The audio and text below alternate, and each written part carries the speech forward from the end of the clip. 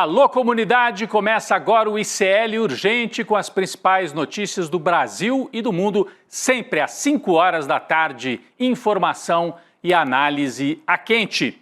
E sempre com a gente, diretamente da redação do ICL, Laura Couto. Boa tarde. Já apostos aí, né, Laura? Boa tarde, Rodrigo. Boa tarde para todo mundo que está nos assistindo.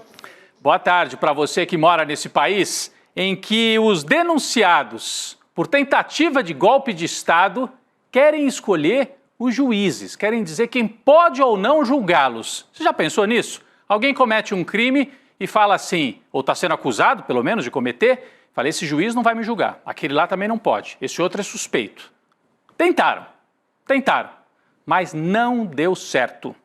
Notícia de agora à tarde, a gente traz aqui no ICL Urgente. O Supremo Tribunal Federal simplesmente desconheceu o pedido de Bolsonaro e sua turma. O STF formou maioria para manter os ministros Flávio Dino, Cristiano Zanin e Alexandre de Moraes no julgamento da denúncia por tentativa de golpe de Estado. Vale lembrar que esses 3 ministros são os 3 que estão aqui nesta matéria, ó, né? A manchete traz exatamente essa informação. Esses 3 integram a primeira turma do Supremo, que é quem vai julgar os 33 acusados ao lado do Bolsonaro de integrar a trama golpista de 2022-2023. Bom, o ministro Zanin, que é o presidente da primeira turma, já marcou a data.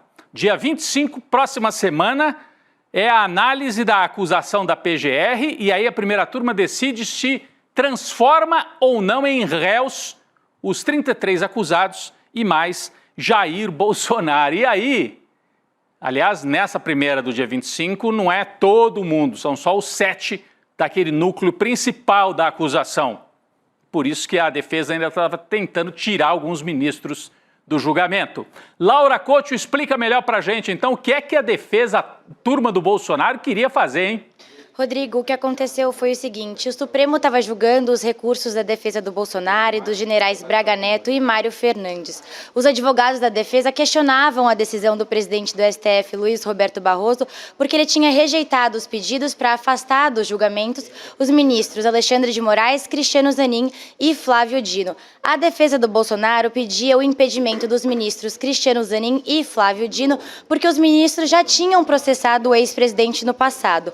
Já a defesa do general Braga Neto pediu para retirar o ministro Alexandre de Moraes da relatoria das investigações, porque, segundo a PGR, o Moraes seria uma das vítimas dessa trama de golpe. O julgamento, Rodrigo, ele está acontecendo em plenário virtual e vai se encerrar amanhã à noite, então quinta-feira.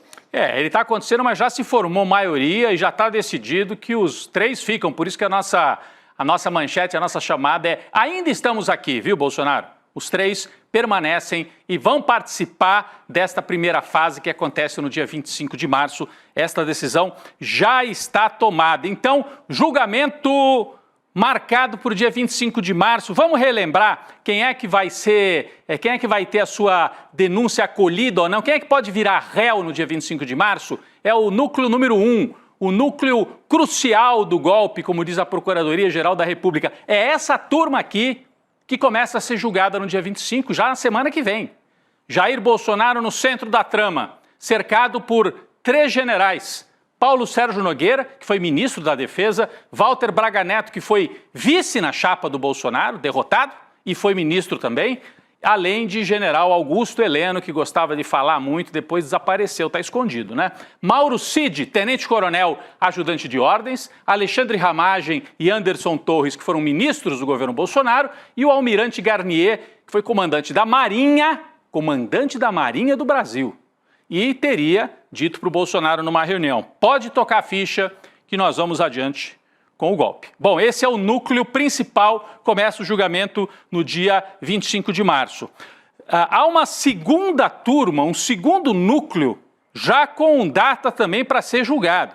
É o núcleo número 2, nós podemos até colocar aqui na tela, não temos ainda os núcleos 2 e 3, mas eu vou trazer os nomes aqui, principalmente do núcleo 2, que deve ser julgado nos dias 29 e 30 de abril. Então podemos tirar isso aqui, por favor, gente? Esse aqui é do dia 25 de março, esse primeiro núcleo, isso. Dias 29 e 30 de abril, o Supremo decide se viram réus também os seguintes personagens da trama golpista. Silvinei Vasquez, aquele que comandou a Polícia Rodoviária Federal, inclusive naquele escândalo no dia da eleição, impedindo as pessoas de votar. Silvinei Vasquez. Felipe Martins, o ex-assessor do Bolsonaro, que fez aquele gesto considerado nazista. Marcelo Costa Câmara, coronel e também ajudante de ordens do Bolsonaro. Mário Fernandes, que foi da Secretaria-Geral da Presidência, é um general e está preso. Agora temos aqui, né? Então, retomando, Silvinei eu já falei, Felipe Martins, que é o que fez o gesto considerado nazista, Marcelo Câmara, Mário Fernandes, isso aqui é um general, gente, que está preso, está aguardando o julgamento. Preso seria um coordenador dos Kids Pretos, que estavam na operação e poderiam chegar a matar o Alexandre de Moraes, segundo a investigação da Polícia Federal. Marília Ferreira de Alencar, esta aqui é uma delegada federal, também envolvida com o bolsonarismo. E Fernando de Souza Oliveira, um outro delegado da Polícia Federal. Esses todos são do núcleo número 2, que deve começar a ser julgado no final de abril. Então temos março, Bolsonaro e a turma mais próxima. E final de abril, estes outros, o núcleo número 2. E tem o núcleo número 3. Aí uma lista bem mais extensa, eu não vou citar todos os nomes aqui, mas a maioria de militares, viu? É o núcleo 3 da trama golpista. Deixa eu dar uma passada aqui, ver se tem alguns nomes aqui. Eu já reconheço alguns, como o Estevam Teófilo, por exemplo, importante, alta patente militar, né? Estevam Teófilo, também general, Kid Preto, ex-chefe, comandante do Comando de Operações Terrestres do Exército. Então, desses aqui, eu acho que o Estevam Teófilo talvez seja aquele com maior patente ou maior importância na articulação golpista. Todos estes aqui começam a ser julgados nos dias 8 e 9 de abril. Então, o núcleo 3 começa logo no início de abril. E o núcleo 2, fim de abril. E o núcleo 1 do Bolsonaro, semana que vem, terça-feira. Aqui a gente tem os nomes desta turma que começa a ser julgada pelo Supremo Tribunal Federal. Bem, a gente vai acompanhar tudo, o ICL Notícias vai fazer uma cobertura especial no dia 25, no momento em que o Supremo, a primeira turma do Supremo Tribunal Federal, vai se reunir para decidir se acolhe ou não a denúncia. E a partir desse momento, na próxima terça, talvez fique para quarta a decisão, mas entre terça e quarta-feira da semana que vem, Bolsonaro e os generais Heleno, Braga Neto, Paulo Sérgio, Almirante Garnier, Mauro Cid, aquele núcleo crucial, podemos até voltar, que é o núcleo principal, aquele primeiro quadro aqui, semana que vem, todos eles devem virar réus se a primeira turma acolher a denúncia do Procurador-Geral da República. O Procurador-Geral da República pede que eles virem réus e aí começaria a fase de ouvir testemunhas, eles apresentarem defesa, etc, etc. Deve ir até setembro, outubro, o julgamento desta turma. Nós vamos acompanhar tudo de perto aqui no ICL com você. Notícia da política de hoje. É política misturada com o mundo das artes. Uma esquisitice brasileira, né? Esquisitice brasileira, mas a gente vai noticiar, porque ele apareceu inclusive em pesquisa, bem cotado nas pesquisas. Gustavo Lima desiste da sua candidatura à presidência em 2026, anunciou hoje. Olha só, o cantor Gustavo Lima. Ele havia se aproximado muito de Ronaldo Caiado, até viajou com ele, fez uma festança num iate de luxo com o Ronaldo Caiado, apareceu ao lado de várias personalidades, é um homem ligado ao mundo lá de Goiás, do agronegócio e da direita brasileira, e estava sendo cotado como candidato a presidente ou talvez a vice. Havia a possibilidade de que ele compusesse a chapa ao lado do Ronaldo Caiado, né? Mas o cantor anunciou a sua decisão num vídeo de 7 minutos divulgado em suas redes sociais. Será que ele queria mesmo? Ou aproveitou para ganhar espaço, divulgar mais ainda o nome fora de Goiás? Gente que nem prestava atenção nele passou a prestar, né? Será? Ganhou mais seguidor nas redes sociais, passou a valer mais, pode cobrar até mais pelos shows e já ganha muito, hein? Tem prefeitura aí do interior do Brasil botando o orçamento inteiro da Secretaria de Cultura para pagar um show desse cidadão aí. Gustavo Lima, portanto, desiste. Diz que vai focar na carreira internacional e criar um instituto para realizar ações sociais deixou o Ronaldo Caiado, por enquanto, sozinho com esta pré-candidatura lá que vem do estado de Goiás. Mas diga, Laura Couto, você tem mais informações sobre o Gustavo Lima e a candidatura que foi embora sem nunca ter começado direito, né, Laura? Estamos sem o áudio da Laura?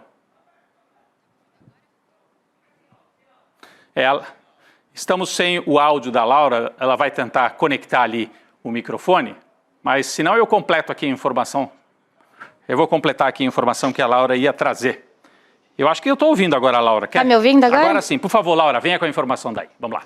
Vamos lá, então, Rodrigo, em entrevista ao Metrópolis, o cantor disse que o que pesou muito na sua decisão para desistir da presidência em 2026 foi que a sua família não apoiou a sua candidatura. Além disso, ele disse que ele não tem estômago para participar de uma eleição tão disputada e tão polarizada quanto a de 2026, mas ele ressaltou que nada impede que ele se candidate nas próximas eleições. Um outro destaque é que o presidente do PL, Valdemar Costa Neto, disse à CNN que o mundo do Gustavo Lima é outro, mas ele confirmou que chegou a sondar a possibilidade do Gustavo Lima se lançar ao Senado pelo PL em 2026, Rodrigo, mas o convite foi negado. Olha, a gente vê por essa notícia que a direita brasileira está atirando para tudo que é lado, literalmente muitas vezes, né? Atira mesmo, às vezes atira para matar, mas está atirando também na escolha de nomes, nos ensaios, nos balões de ensaio, como se diz na política. Lança o nome, vê o que dá. Fala no Caiado. Ah, põe aí o Gustavo Lima junto. Aí ele aproveita e vende mais os shows dele, com a mídia que ele consegue. Teve o nome colocado até em pesquisa eleitoral para disputar contra o Lula uma candidatura em 2026. Né? Então, é bom para a gente observar como o jogo está desarrumado do lado de lá. Eles têm força? Tem. Tem força social, tem força nas mídias sociais e redes, tem força de fora do Brasil para dentro, com o apoio do Donald Trump, mas estão bagunçados demais. Bagunçados por causa do Bolsonaro, que está inelegível, que não larga a candidatura, que quer indicar um filho, e enquanto isso surgem essas outras especulações, inclusive a do Gustavo Lima. Agora ele anuncia que desistiu. Ele chegou a ser cotado até, olha que chapa do inferno, era a chapa dos infernos, que seria Gustavo Lima dividindo a chapa com o Marçal, o coach que perdeu a eleição aqui em São Paulo. Chegaram a ser cotados. Então, estão atirando para tudo que é lado. Seria a chapa dos outsiders, o coach e o cantor greco-goiano, né? Porque ele tem uma casa em estilo greco-goiano, com umas colunas gigantes assim. Mas desistiu. Não teremos o prazer de acompanhar uma candidatura de Gustavo Lima no Brasil. Vamos falar ainda de um terreno da direita e da extrema-direita no Brasil, o anúncio. Então, o tabuleiro está sendo mexido. Né? Com esse início do julgamento do Bolsonaro, o tabuleiro vai se mexendo muito rápido. Vamos falar daqui a pouco, o Eduardo Bolsonaro, né? Anunciamos ontem, mas os desdobramentos da decisão de renunciar praticamente ao mandato, se afastar. O tabuleiro vai se mexendo. Olha, o PP, o Partido Progressistas do Arthur Lira, aprovou na sua direção nacional a formação de uma superfederação com União Brasil. Você que não acompanha tanto essas siglas, o que é o PP e o que é a União Brasil? O PP é o antigo PDS, o partido que vem da direita da ditadura. Depois virou Arena, PDS, mudou de nome, Progressistas, PP. E tem um número de deputados grande, tem o Arthur Lira, é presidido pelo Ciro Nogueira, que está aqui na foto no centro, aqui, ó. Ciro Nogueira, que foi ministro do Bolsonaro. Anunciam uma federação com União Brasil. União Brasil quem que é? União Brasil é o antigo PFL. Lembram do PFL, do Antônio Carlos Magalhães? É outro lado da direita que vem da ditadura. Eles se separaram, agora estão se reencontrando. Federação o que é? É quando os partidos se juntam, não só para disputar uma eleição, mas para ficar pelo menos 4 anos juntos, formando inclusive uma bancada unificada. Se o PP e a União Brasil confirmarem esta federação, e o PP já confirmou o que quer, vão formar a maior bancada na Câmara, superando a bancada do PL do Bolsonaro. Daqui a pouco nós vamos trazer esse número aí para você. Mas é importante entender isso. É uma federação. O PT, por exemplo, do Lula, já tem uma federação com o PCdoB e o PV, o Partido Verde. O PSOL do Boulos tem uma federação com a Rede. e agora se formaria uma superfederação da direita. Laura Cotcho traz mais informação para a gente, é a notícia de hoje, né? Foi uma decisão tomada pelo PP, mas falta o União Brasil confirmar, não é isso? Isso, falta o União Brasil confirmar. O senador Ciro Nogueira, que você mencionou, que é presidente do Progressistas, fez uma publicação no X confirmando que o partido vai seguir, sim, com esses trâmites para a criação da federação. Ele ainda ressaltou que se consolidaria, com o maior grupo político na Câmara, como você mencionou. Vou ler aqui um trecho que eu separei. Ele disse que a federação, ao ser concretizada, se tornaria o maior grupo político da Câmara, com 59 deputados federais do União Brasil e 50 do Progressistas, num total de 109 parlamentares. Já no Senado, as bancadas do Progressistas e do União têm 6 e 7 parlamentares, respectivamente, totalizando aí 13 senadores. Rodrigo? Então se tornaria na Câmara a maior bancada. O PL do Bolsonaro tem 98, 99 deputados, mais ou menos. Então, esta federação ficaria maior do que o PL. Isso tem implicações no fundo partidário. Na hora de você organizar uma campanha, a federação tem direito a um fundo partidário maior. E isso seria um embrião para, se não houver acordo com o Bolsonaro, lançar uma candidatura de direita por fora do bolsonarismo. Por isso que eu digo que o jogo do lado de lá está ainda bagunçado. Se o Bolsonaro insistir numa candidatura da família dele, essa federação aqui pode se juntar com mais algum partido de direita e falar, tá bom, então nós lançamos um outro nome. E aí a extrema-direita iria dividida para a eleição de 2026. É isso. Vale lembrar que o Republicanos, por exemplo, do Tarcísio de Freitas, porque o Tarcísio não é de nenhum desses partidos aqui, é do Republicanos, ligado à Igreja Universal. Chegou a ser cogitado para também integrar essa federação. Aí iria para 150. Iria para 150. A bancada deles na Câmara, mas o Republicanos não levou adiante, até porque o Republicanos, de todos esses aí da direita, é quem fez o movimento de se aproximar de novo do Lula com maior ênfase, né? Se aproximar. E o presidente da Câmara é do Republicanos, o Hugo Mota. Eu sei, é uma salada de letras aqui e de partidos, mas é importante a gente ir mapeando até para entender o jogo com relação a 2026. Bom, vamos sair um pouco da política e vamos para a economia, o que não deixa de ser política pura, né? Política pura. Taxa de juros no Brasil, não tem nada mais político do que a taxa de juros no Brasil. É a disputa central do Estado brasileiro. Saber se você vai remunerar mais os rentistas, né, poucas famílias que têm os títulos da dívida pública, ou se vai botar o dinheiro, né, para atividades sociais e para obras no Brasil. Parece que vem, não parece, é certeza que vem mais um aumento da taxa Selic. O Copom, Comitê de Política Monetária, está reunido nesse momento e deve divulgar ainda hoje mais uma alta na taxa básica de juros. Deve ser uma alta de 1 ponto percentual. Com isso, a taxa, que atualmente está em 13,25%, pode passar a 14,25% ao ano, sendo a 5ª alta consecutiva durante o governo Lula. Se isso acontecer, a Selic vai atingir o maior nível desde 2016, ainda na época do governo Dilma. É bom a gente ficar de olho nisso, né? Então, trocou o presidente do Banco Central, entrou o Galípolo, né, que está ali na foto, eu ia até mostrar o Galípolo, mas, enfim, o Galípolo, que foi o presidente indicado pelo Lula, está aqui, ó, jovem, relativamente jovem economista, indicado pelo Lula, mas a política não muda. É juros subindo, subindo, subindo e a remuneração aumentando para quem tem bastante dinheiro no banco. Bom, e o mercado financeiro que impõe, que pressiona para que isso aconteça, impõe a sua pauta ao Brasil? Hoje saiu uma pesquisa mostrando como é que o mercado financeiro avalia a atuação das principais autoridades do país, principais autoridades na área da economia. E olha só, é uma pesquisa da Quest, tá? A Quest também faz pesquisa eleitoral e tal. E a pesquisa mostra que a Faria Lima, o mercado, detesta o Lula, gosta do Galípolo, porque será, né? Está mantendo os juros altos. E o Haddad piorou a imagem dele junto à turma da Faria Lima. Vamos começar pelo Lula. É o gráfico que está bem aqui atrás, ó. Avaliação do Lula. Olha como explodiu a avaliação negativa. Atenção, isso é a turma de mercado. Eles entrevistam ali os operadores de mercado. É quem ganha dinheiro com juros. Então eles não gostam do Lula porque o Lula faz um discurso contra os juros altos. Reparem que em 2023 o Lula já era mal avaliado. 44% de avaliação negativa é a linha vermelha. Mas conforme o tempo vai andando, só sobe a avaliação negativa do Lula, o que eu acho que fala um pouco a favor do Lula, tá, gente? Não vamos nos apavorar com isso aqui, não. Se o mercado achasse muito bom o Lula, eu ficaria mais preocupado, né? Mas o Lula tem quase 90% de avaliação negativa junto ao mercado, que já lançou o Tarcísio a presidente e que fez uma campanha contra o Lula em novembro, dezembro do ano passado, dizendo que o governo, as contas estavam fora de controle, o que a gente viu que era mentira, era especulação para manter os juros altos. E obtiveram o que eles querem, juros altos. Então, Lula, vamos colocar aqui a avaliação do Galípolo. Olha que interessante como o Galípolo, prestando o serviço que o mercado quer, fica bem avaliado.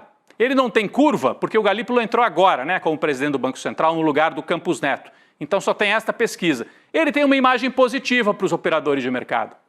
45% acham que ele tem uma atuação positiva como presidente do Banco Central, só 8% acham que a atuação dele é negativa. Bom, e no meio do caminho? Fernando Haddad, o ministro da Economia de Lula. Laura Couto, como é que está a avaliação do Haddad, hein? Ele era até assim, a turma do mercado gostava do Haddad, achava que o Haddad é melhor que o Lula.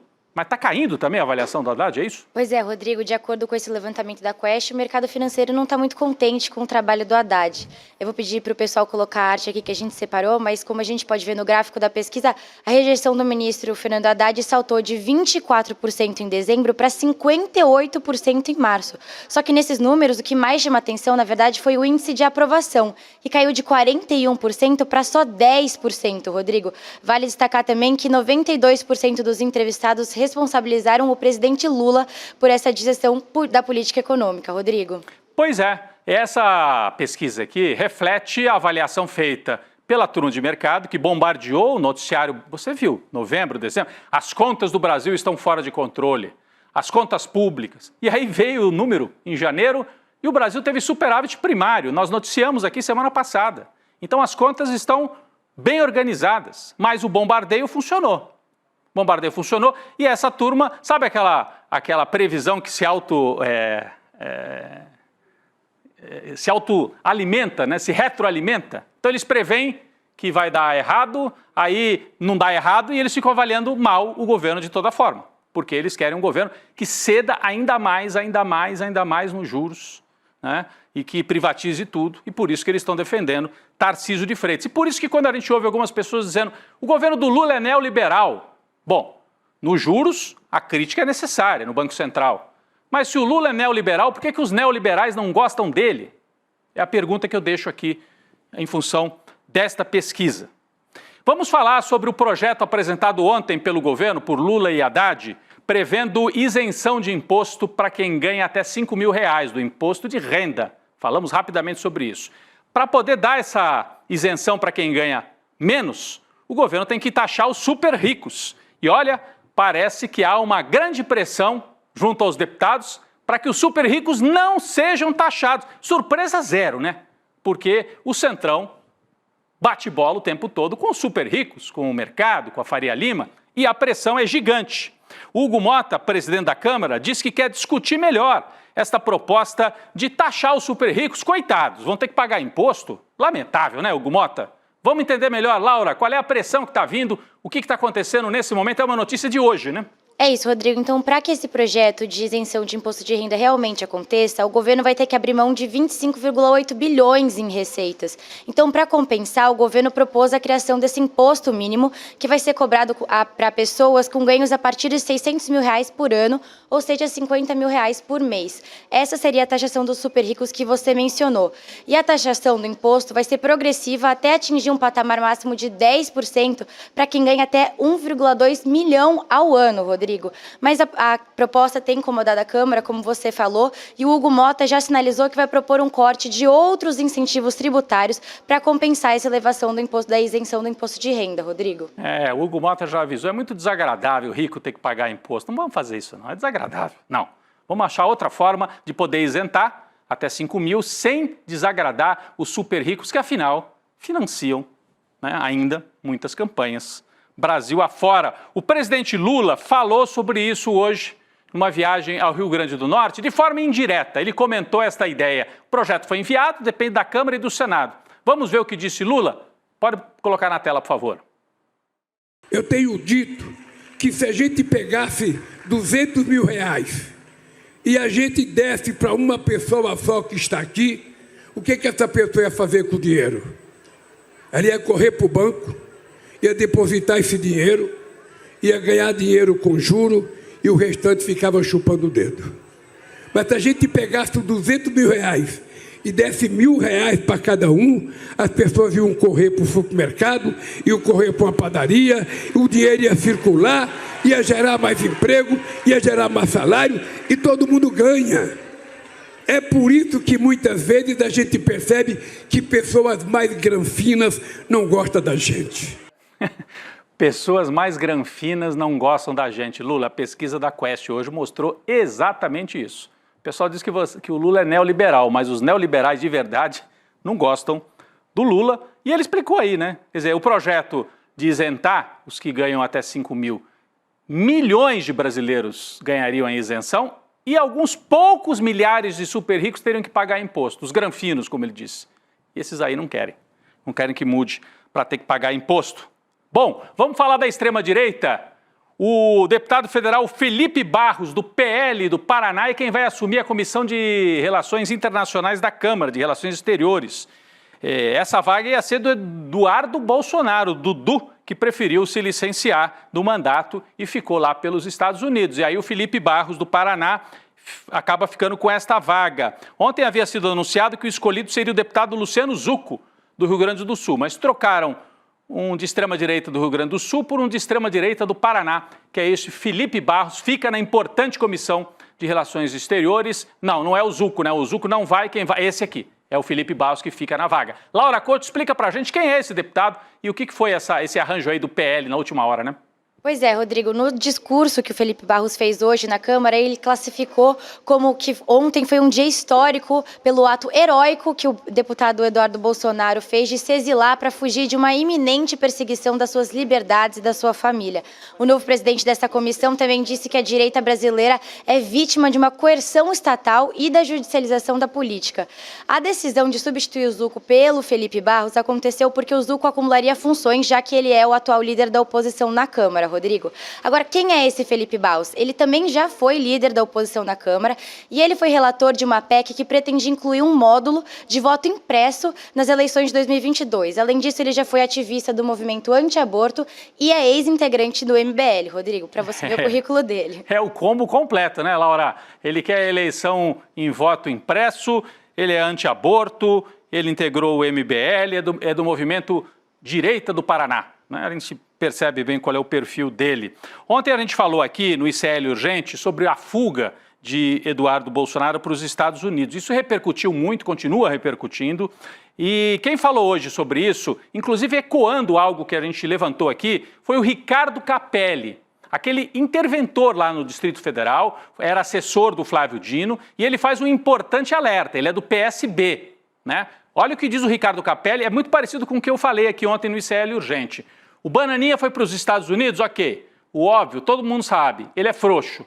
A questão importante é que ele foi para organizar a ofensiva das Big Techs contra o Brasil em 2026. Delírio? Converse com gente séria que monitore o tráfego nas redes. Pergunte o que aconteceu em 2018 e 2022. Então, Eduardo Bolsonaro, não nos enganemos. Vai cuidar de tentar safar o Jair, mas vai operar para atacar o Brasil através das redes sociais, né? Nós falamos também ontem sobre o assunto do Eduardo Bolsonaro. O Paulo Gonet negou aquele pedido do PT de apreender o passaporte do Eduardo Bolsonaro. Mesmo assim, ele decidiu ficar lá nos Estados Unidos. Laura, hoje saiu um bastidor disso, né? O Eduardo Bolsonaro sabia que não estava correndo grandes riscos, mas fez a opção de permanecer nos Estados Unidos. Exatamente, Rodrigo. De acordo com a Bela Megali do Globo, poucos dias antes de decidir ficar nos Estados Unidos, o deputado Eduardo Bolsonaro recebeu a notícia de interlocutores do PL de que o Procurador-Geral da República, Paulo Gonet, se manifestaria contra essa representação do PT para a apreensão do seu passaporte. Por isso que ele decidiu ficar, Rodrigo. Ele acabou ficando por lá, mesmo sabendo que não haveria a apreensão. E é isso que chama a atenção. Ele recebeu vários recados de que a situação não estava tão grave para ele. Então ele armou um certo teatro aí. Porque não é que, vou ser preso amanhã, Eduardo Bolsonaro. Você não vai ser preso, não seria preso amanhã. A não ser que você tenha feito alguma coisa que a gente não sabe. né? Pode ser também, porque ele não está nem denunciado aqui. Não está entre os que vão ser julgados lá no Supremo Tribunal Federal. Mas esse bastidor é importante, porque mostra que ele recebeu o recado e mesmo assim falou: fico nos Estados Unidos para armar. E tem a ver com isso que o Capelli falou. É para armar, será que uma fuga do Jair ou armar de lá o ataque ao Brasil? Bem, o ICL Urgente fica por aqui. Obrigado, Laura, pela sua participação mais uma vez ao vivo aqui direto da redação. Estou vendo já o Chico Sá ali se preparando para vir para o estúdio do ICL Notícias segunda edição. Roberta Garcia também vem. Daqui a pouco eu estarei com eles. Amanhã a gente está de volta com o ICL Urgente, mas você fica por aí para análise, entrevista e outras informações no ICL Notícias segunda edição. Valeu, gente!